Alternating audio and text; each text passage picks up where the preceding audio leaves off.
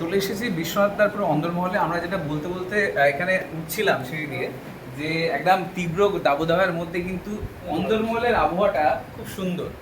আর অবশ্যই আমি দেখছি এখানে বিশ্বনাথদার বাড়িতে প্রতি বছর যেভাবে আড়ম্বর করে যে জামাই ষষ্ঠী বলবে। কেমন আছে সবাইকে নিয়ে দেখছি একসাথে? আমি তো খুবই ভালো আছি।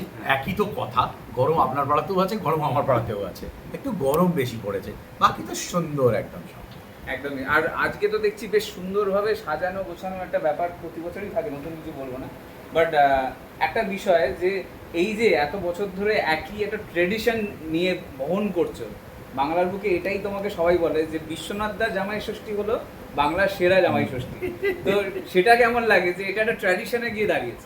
খুবই সুন্দর। আমাকে ট্র্যাডিশন নিয়ে রাস্তাঘাটে মানুষ অনেক প্রশ্নও করেন, যেমন দুর্গাপুজো নিয়ে প্রশ্ন করেন, যেমন আমাদের কালী ঠাকুর বিসর্জন করতে যাই সেটা নিয়েও প্রশ্ন করেছেন।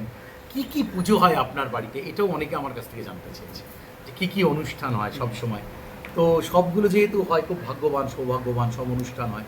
একটা অনুষ্ঠান কম ছিল, সেটাও হয়েছে, যেমন এই বাসন্তী পুজো আমার এই বাড়িতে আসার পরের থেকে দেখেছি, সেটাও আমার জীবনে ইনক্লুড হয়েছে। যদিও আমাদের বাড়িতে একটাই শুধু পুজো হয় না, সেটা হচ্ছে তোমার জগদ্ধাত্রী পুজো। তো বাকি সব অনুষ্ঠান হয়। তো মানুষ যেন, আমার ভালো লাগে যে বাংলার উপচার দিয়ে আমাকে মানুষ চেনে, ভালো।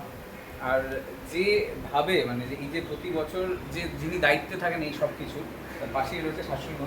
তো জিজ্ঞেস করবো যে এই যে অ্যারেঞ্জমেন্ট এইভাবে যে প্রতি বছর এত সুন্দরভাবে সাজিয়ে করা, নিজের কতটা ভালো লাগে? মানে এক এক জায়গায় আছে আমরা দেখেছি যে জামাই ষষ্ঠী এক দু বছর করে তারপরে সব বন্ধ, পাট চুকে গেল, কিন্তু এটা একটা ট্র্যাডিশন যেটা বল।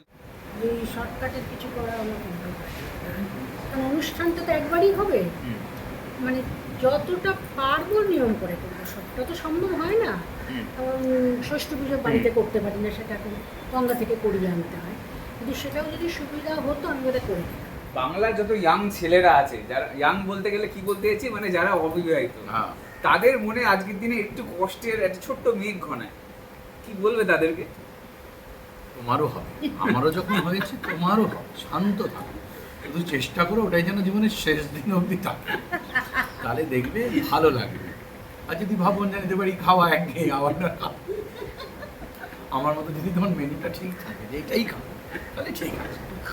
আরেকটা বিষয়, সেটা খুবই ইন্টারেস্টিং, এবার যারা বিয়ে করেছে তারা এই যে তুমি যখন 16 বছর ধরে ব্যাটিং করে যাচ্ছ জামাই ষষ্ঠীতে, অনেকজনের ব্যাটিং বন্ধ হয়ে গেছে, তাদের আউট হয়ে গেছে, জামাইকে খুব একটা পাত্তা দিচ্ছে না 5 বছর 6 বছর পরে, তাদের কি কি মেসেজ দেবে? ওই তো বৈশাখ মাসে শাশুড়ির জন্যে একটু সোনার বালা কিনে বলে কবে দিতে যাবো ভাবছি, জ্যৈষ্ঠীতে ডাক এসে যাচ্ছে। তো একদমই খুব ক্লিয়ার কথা যে কিভাবে জামাই ষষ্ঠী আদায় করা যায়, আর যারা জামাই ষষ্ঠীর জায়গায় এখনো পৌঁছয়নি তারা কিভাবে জামাই ষষ্ঠী পালনের সেই টিপস দিয়ে দিয়েছে। আর এবার আমি অবশ্যই ফুড মেনুতে আসবো। একটা বড় বলতে গেলে ট্রেন্ড সেটিং খাবার থাকে, নতুন নতুন ট্রেন্ড যেমন আসে, মিষ্টি বা থেকে শুরু করে বিভিন্ন জিনিসে আমরা দেখেছি খাবারের অনেক ডিজাইন চেঞ্জ হয়। তো এবারে কি কি মেনু নতুনত্ব থাকছে বা নতুন কি রয়েছে? এটাই আমার সঙ্গে মানে আমার কোনোদিন মেনু চেঞ্জ হয় না। মাছের মাথা দিয়ে ডাল থাকবে, পটলের দোরমা থাকবে, বোয়াল মাছ থাকবে, খাসির মাংস থাকবে, দ্যাটস অল। ফল ভালো, মিষ্টি খাবে, দই চিড়ে সারা বছর খাই, এটা থাকবে। আমি মেনুর ক্ষেত্রে কোটে এদিক ওদিক খাই, ভালোবাসি এইসব মেনু। একদমই। আর এই যে এত বছর ধরে এই মানুষের ভালোবাসা, বা যেটা নিয়ে একটু আগেও কথা বলছিলে, যখন একটা মানুষকে শুধুমাত্র সিনেমার বাইরে বা অভিনয়ের বাইরেও মানুষ গ্রহণ করে, তাদেরকে আনন্দের সাথে দেখে, বিশেষ করে গুবলু গাবলু একজন অভিনেতা, এত কিউট একজন মানুষ, আমার মতো সৌভাগ্যবান আমি সব সময় বলি খুব কম।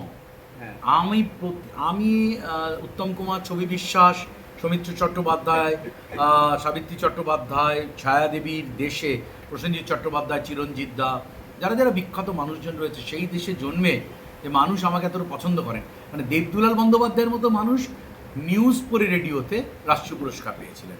তো সেই দেশে যে আমি টিকে গেলাম 24টা বছর, 25 বছর আমার পদার্পণ করেছে আমার কেরিয়ার, আমি কয়েক জন্ম কৃতজ্ঞ থাকবো বাংলার মানুষের কাছে, বাংলা দর্শকের কাছে। একদমই। শেষমেশ দর্শকদের অবশ্যই জামাই ষষ্ঠীতে কি বলবে, যারা আনন্দ করছে আর যারা করতে পারছে না, সব মিলিয়ে? আনন্দ করো ভাই, হ্যাঁ, উদযাপন করো। কদিন আগে যেন হই হই করে উদযাপন করলে, সবাই মিলে হই হই করে উদযাপন করো। জীবনের মজাকে কখনো হাতছাড়া করো না। আর মজা আমাদের আশেপাশে আছে, ছেড়ে দিলে সোনার গৌর।